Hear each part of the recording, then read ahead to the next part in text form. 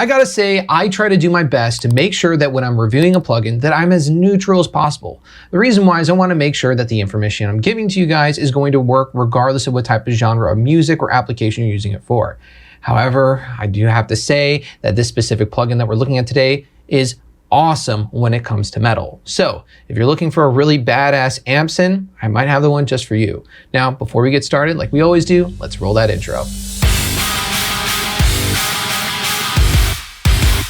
So there is absolutely no shortage of metal amp sims that are out there on the market. We got everything from STL Tones to what I would consider to be the king in the market right now, Neural DSP. However, there's some other smaller companies that are out there that you may or may not heard of, specifically Aurora DSP.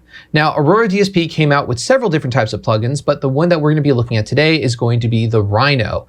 Now, I gotta say, I've already cheated and worked on this for a bit. In fact, I've used them in some of my other mixed breakdown videos that you've probably seen before, but it's been enough time where I felt like I could comfortably go ahead and review it. So what I've done is prepared a small track inside of Pro Tools, and we're gonna go ahead and take a listen to see what this beast can do. So let's jump into it. All right, so I have our Pro Tools session in front of us. We have some drums, some bass, and of course, our DI guitar. We do have the plugin loaded up here, but what I want to go ahead and do first is just bypass the plugin. Let's take a listen to what these DI guitars sound like just by themselves, just as a frame of reference. Here we go.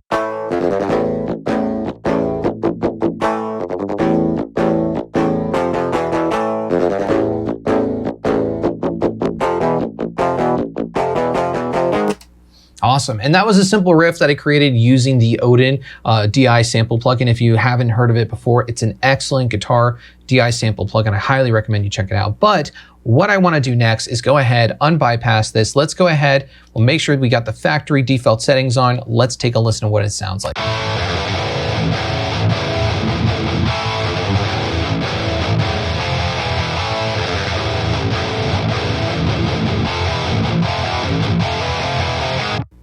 Man, I think that sounds pretty killer. You know, one thing I'm hearing just right off the bat is the articulation of the notes. You can hear them still very clearly, regardless if the notes are being rung out or if they're being palm muted. It still sounds very clean, sounds very good. Definitely has a lot of aggression. Again, I think this is gonna be perfect for most metal use cases and stuff. Some genres, okay, maybe not. Something like Gent, I think they have some presets, but right out of the box, I gotta say, I'm really impressed with the tone that we're getting. Let's go ahead and do this next. Let's go ahead and jump into the features that this thing specifically has to offer. So let's take a look at that now. So the first thing you're gonna notice about the Aurora DSP Rhino is that it's actually broken up into 7 different sections. We first have our input stage. Below that, we have our preamp stage.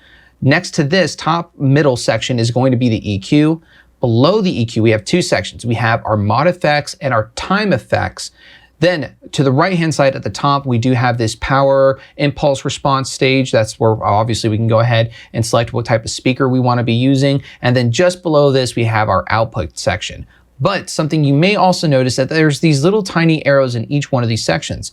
What happens is when you click on this, it'll actually expand the menu, giving you even more controls to be able to manipulate, so that way you have more precise, again, control of these specific parameters. So what we're gonna go ahead and do is first look at the input section and see what type of controls we have here. Okay, so with the input section open in front of us, the first thing we do see is this input control. This is pretty self-explanatory, just gonna allow us to go ahead and cut back on the signal going into the plugin or boost it in case we need that. Just below this, we do have a high pass filter, which is pretty interesting to see in an amp sim because it's not a common thing, but I think it is a very genius design because, as a lot of guitars player will know, is that sometimes when you're recording your guitar, especially when you're doing a lot of chugs, you get all that low end energy that might be making your tone a little bit muddy. So one nice thing is to be able to go ahead and cut this by simply adding a high pass filter into the signal before it even hits the tone. So that is nice to see. Now it does start all the way from 20 Hertz and it goes all the way up to 100 Hertz, but by default it starts at about 30. All right, now let's go ahead and look at this character section over here. Okay, so with the character section, it actually has 3 different modes. Mode number 1 is going to be normal. Now, this is not going to affect your tone whatsoever, so I would really more so see it as a bypass since you're not really doing anything with it. And again, that's the default. Now, if we switch this to smooth, this is a different story. With smooth, what it's actually going to do is roll off the top end frequencies, giving you more of a warmer tone. So if your tone is a little bit too bright going in, simply by clicking this, it'll instantly go ahead and roll off those high end frequencies, again, giving you that warmer tone. The last section is going to be the hot character preset. Now, what this is actually going to do is boost everything from 2K upwards and kind of driving a little bit more, gives you a little bit more of an aggressive sound. And we can actually hear this just by playing this back. So let's go ahead and start with the smooth, and we'll go ahead and work our way through the other sections. So let's start with this one.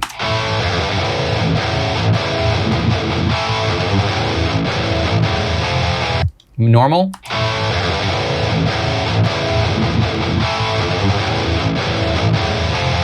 And lastly, hot.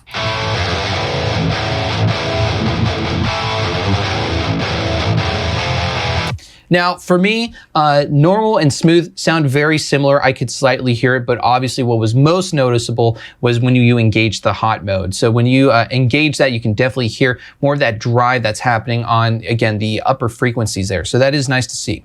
Now, we do have this gate section, which again is a usual suspect when it comes to amp sims, but one thing that makes it a little bit different is that we do have this attack and release. That is something that you don't always see when it comes to gate. So that is a nice feature to go ahead and see that included here. Now that we've covered the input stage, though, let's go ahead and move over to this preamp stage. Okay, and with the preamp section open, the first thing I want to draw our attention to, because there's a lot of parameters with this amp, is actually this model section. This is probably going to be the most important section. The reason why is the model portion parameter here is actually allowing you to choose what type of amp style you want to use when trying to obtain your tone.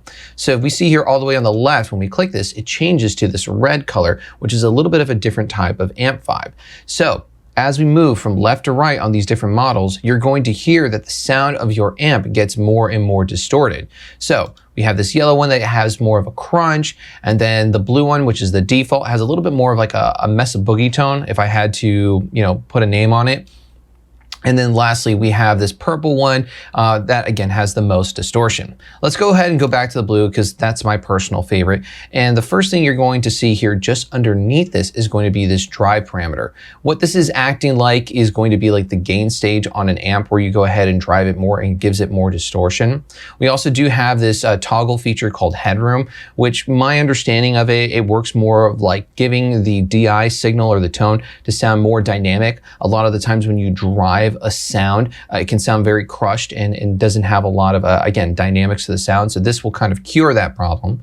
We do also have a mix section. We also do have an output stage as well. That's nice to see that.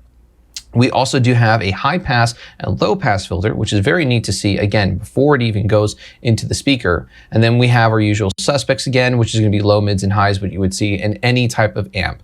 Now, to the left-hand side, this is a little bit of a different story. These are going to act what I would suggest to be more like the pedals. So we have this scream, which is my understanding to be similar to like a tube screamer, and they have different types of controls. So for this one here, we have scream. So with this one, it has tone, gain, level. We can choose how much we want to drive it, and then we can put other pedals, this brute, this fuzz, and this push, and we can go ahead and adjust these parameters accordingly, and again, the amount as well. So that's a quick look at the preamp stage. Let's go ahead and now look at the EQ section. So now that we have the EQ section loaded up, let's take a look at some of these parameters, because there are some things that are pretty typical when it comes to an EQ, but there's one section that really impressed me about this. So starting again with the EQ, one thing we have is going to be this 4-band EQ. Now, as you can see here, we start with a low pass, high pass filter, but you can actually change these to be different styles of EQs. You can add your own cue. You can do a shelf, you can do a full low pass or high pass on any one of these. Now, you do also have the ability to go ahead and decide how narrow you want the cues to be as well. You have your frequency selector, that way you can go ahead and slide to whatever frequency you choose. And then obviously our gain, we can boost or we can dip, whatever to your choosing or your liking. So that's pretty typical to see with an EQ. Nice to see it here in this plugin. But what I really am impressed about this is this tone matching feature. So what's awesome about this is kind of borrowing this technique that a lot of guitar players will use when trying to get a specific tone that they really like. What they'll do is they'll dial in the tone using the preamp section, but to get the matching like cab, what you can do is actually go ahead and feed a signal through this EQ. It'll capture the tone and then try to match it with your guitar. I'm excited to see this. I haven't used it yet, but this is something I am going to want to try to use now, diving deeper into this plugin, seeing that this is available. I'm really excited to go ahead and use this here. So again, Aurora DSP, good job on that, and I'm excited to go ahead and give that a shot. So that's the EQ section. Let's go ahead, we're gonna move on to the next couple sections here, which is gonna be the mod effects and also the time effects. So let's look into that. All right, so with our mod section open up in front of us, I just wanna take a brief moment to talk about it, just because that these three effects are the type of effects that I think are used sparingly or specific situations when it comes to building their tone or when you're mixing. So just know that when you wanna use these effects, they are here and they're built into the plugin, but the effects include a flanger, a chorus, and a phaser, and of course they come with the typical type of parameters that you would usually see for these types of effects. In order to use them, you would simply click on whichever effect that you want to, and it'll go ahead and enable that effect. And again, you can go ahead and turn on all of them, or you can disable them, whichever ones you want to use for, again, when you're building your tone. Where I really want to focus on though is going to be this time effects, which is going to consist of two things, your delay and your reverb. Now, for me, I generally like to go ahead and use plugins outside of an amp sim to go ahead and build my delay and reverb. However, there have been some occasions where what I've done before is I really like the sound of a delay or reverb from an amp sim where I'll go ahead and disable all the other parameters and only use that just because I want that sound. So this could be a possibility here with the Aurora DSP. Now, focusing on the delay, we have two different modes. We have our echo mode, and then we have our delay mode. Both of them allow you the ability to go ahead and tempo sync with your DAW. And of course, you can go ahead and adjust these parameters accordingly. And again, you do have your mix feature included. But on the delay section where it starts to be a little bit different, you do have different types of styles of delays that you can use. So you have your classic, you have your slapback, and you have your ping pong as well. So that is nice to see that it's not just one type of delay, you do have some variation. Now, moving over to our reverb, this is where things get pretty interesting because we do have what they show as their classic reverb, right? But what they have in addition to this is going to be a convolution reverb. Now, for those of you who have seen my other video on me creating impulse responses in my own house, you'll know that I really love convolution reverbs. If you want to see that video, make sure to check that out. But focusing back on what we're talking about over here, with the convolution reverb, we can go ahead and open this up and you can see we have a whole menu of convolution reverbs that Aurora DSP provides for us, which is great to see. However, what I really do enjoy is the fact that they allow you to go ahead and load your own. So I happen to load this one up from an M7 reverb, and we can go ahead and run that all the way to 100%. Let's just take a listen to what that sounds like.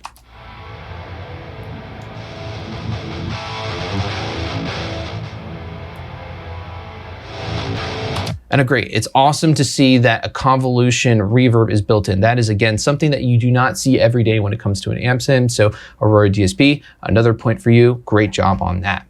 So now that we've covered the delay and reverb section, the next thing we're gonna look at is going to be the speaker/impulse response section, which is a little bit different than what other people are doing. So let's look at that next. Let's now go ahead and take a look at what I think will be the second most common place that you'll be visiting in this plugin, which is going to be this power amp stage/impulse response selector page as well. So starting on the left here on the power amp stage, you can see we have three controls. We have our presence, our resonance, and then also this hot parameter as well. But what really changes the sound a lot is just these three different toggle switches. We have a studio mode, which is the default, a flat, and a live. Let's take a quick listen to see what these sound like. Let's start with the default, the studio. Let's go ahead and listen to the flat now. Totally different sound, and let's go ahead and try the live. So you can already hear just between those three different modes, you completely alter your sound. Three completely different sounds in general. Now, moving on to the impulse response section, this is actually pretty cool because not only does Aurora DSP give you impulses to use, it also allows you to import your own. But let's go ahead and look at the ones that they give us here, because the way how their interface works is a little bit different than what you would normally see. So if you recall ever using like a neural DSP, they generally will give you the ability to use 2 different impulses at the same time. However, as you can see here, you have the ability to use up to 4. You can see we have 1, 2, 3, and 4. And you can go ahead, enable or disable by simply clicking on them. But what we can do is use this little white circle here and push it towards the direction of the speaker that we want to have more of the dominant tone in our overall sound. So if I go ahead and play it now while it's on IR2, totally different. But now if we put this in the center, it should be able to have an even balance between all 4 of these different types of impulse responses. All right, excellent. Now, another thing that they do to make it a little bit easier for you as well, you can see at the bottom we have this rhythm, cleans, and leads. When we click these, it will actually move all of these to what that default preset for those modes are. So as you can see on rhythm, we have these first ones selected, but if I hit cleans, they all shift over here to these lower ones. So let's go ahead and play that again now. And now our lead. Again, a totally different type of sound. So this is very different than what you're seeing with other amp sims where, again, they might let you go ahead and include an impulse response, but it might only be 1 or maybe 2. Aurora DSP Rhino allows you to go ahead and load up to 4 at the same time. Now, what I also do like is the fact that they go ahead and include this custom one as well. So on the custom one, I can go ahead and select this here. And now if I go ahead and push this all the way to IR2, I can use one of my own impulse responses that I personally own. So let's take a listen to this one here.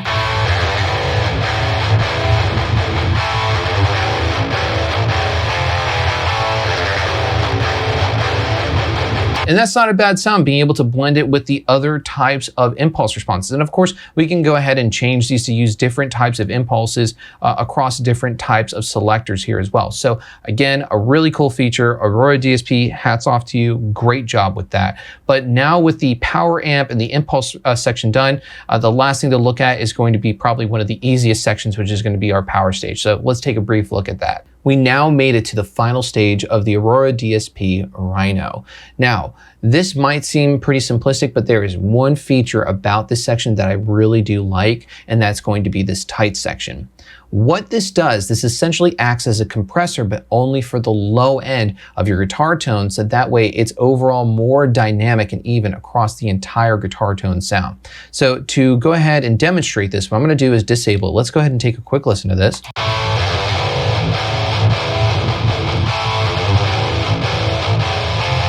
And you can probably hear that low end rumble that's happening, but we go ahead and turn this on. Let's set this to like -12. Let's go ahead and take a listen now.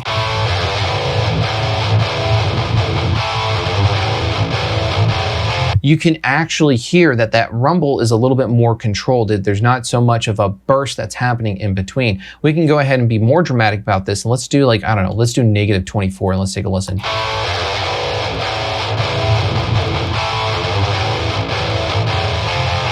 And you can hear it almost starts to sound like a low pass filter because it's pushing that low end energy down. I think there between around -15 to -17 is actually a good spot specifically for this content. But again, you can adjust it accordingly for your own content. Now, lastly, we do have a limiter, which also does include a release feature, which is also nice to see. And then lastly, we do have our output gain control too. So that way you can go ahead and set your guitar to the appropriate mix that you want it to be. Again, against your mix. So now that we've covered all the different sections of this plugin, what I want to go ahead and do is take a moment to go ahead and listen to what this sounds like in a mix, not only with the default setting, but also with a few other presets that come included with this plugin. So let's go ahead and take a listen.